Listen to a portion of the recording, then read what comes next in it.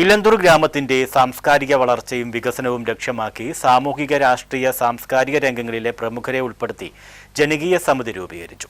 ഇലന്തൂർ നെടുവേലിൽ ജംഗ്ഷനിൽ സംഘടിപ്പിച്ച ചടങ്ങിൽ നിയമസഭാ ഡെപ്യൂട്ടി സ്പീക്കർ ചിറ്റയം ഗോപകുമാർ ഇലന്തൂർ ജനകീയ സമിതിയുടെ ഉദ്ഘാടനം നിർവഹിച്ചു.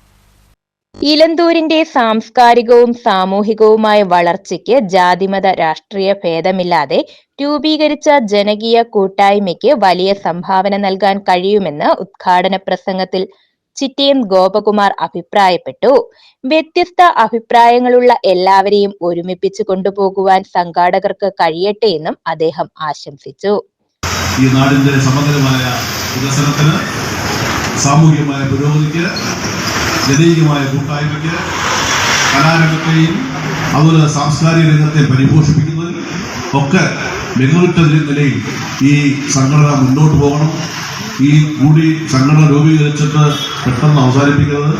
ഇത് ശക്തമായി മുന്നോട്ട് കൊണ്ടുപോകാൻ വേണ്ടി ആത്മാർത്ഥമായ പരിശ്രമം ഉണ്ടാകണം. ഏതെങ്കിലും ഒരു വിഷയവുമായി ബന്ധപ്പെട്ട് പല അഭിപ്രായങ്ങൾ ഉണ്ടേക്കാം ആളുകൾക്ക്. എല്ലാവരും ഒരു വീട്ടിൽ ജനിച്ചവരല്ല. ചടങ്ങിൽ ഇലന്തൂർ ജനകീയ സമിതി പ്രസിഡന്റ് MP സത്യൻ അധ്യക്ഷത വഹിച്ചു. ജില്ലാ പോലീസ് മേധാവി VG വിനോദ് കുമാർ സാംസ്കാരിക സന്ധ്യയുടെ ഉദ്ഘാടനം നിർവഹിച്ചു.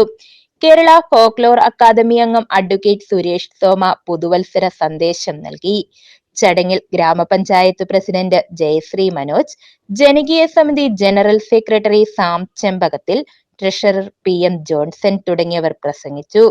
നൂറ്റാണ്ടുകളുടെ ചരിത്രമുള്ള ഇലന്തൂർ ഗ്രാമത്തിന്റെ വികസനവും സാംസ്കാരിക വളർച്ചയും പരിസ്ഥിതി സംരക്ഷണവും ജനകീയ സമിതിയുടെ ലക്ഷ്യമാണെന്ന് president MP Sathyan, secretary Sam ചെമ്പകത്തിൽ തുടങ്ങിയവർ അറിയിച്ചു.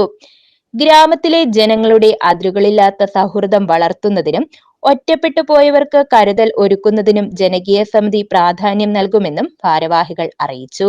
News bureau, Pathanamthitta.